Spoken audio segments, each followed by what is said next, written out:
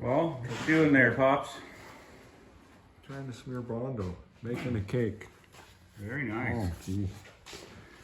So, I know it's been quite a while since we had ourselves a little update on the 68 Buick Skylark Convertible.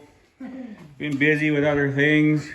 You know, it's been winter, but we got to get this car painted. So we're hammering on it pretty good.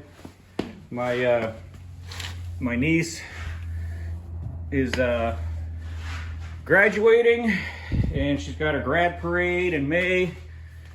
And she wants to ride in the back of this car with her friends for grad, sitting up here, and she wants it purple.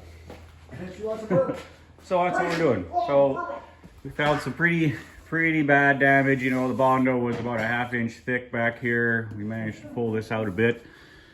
You know, I gotta make a patch for the bottom of this rocker. We discovered a lot more Bondo in this car than we'd hoped for, and it was, you know, pretty thick, about a 1/4 inch thick here. But we had to grind her down everywhere it was cracked to get right down to metal and make it stick again. You know, this door, I never really planned on fixing it, but time crunch, we had to do it, so I cut out the inner skin here so we could get in there, grind off all the rubber coating and pound it out. So this is about coat number 3 of Bondo on that door, and it's coming around. So yeah, just thought I'd shoot you guys a little update on what we're doing here. See a little bit of the process. We're definitely not filming the whole thing. I might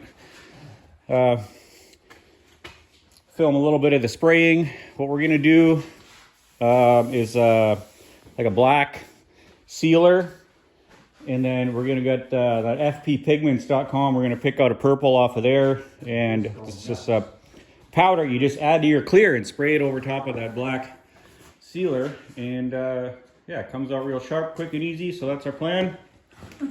We'll see how she turns out.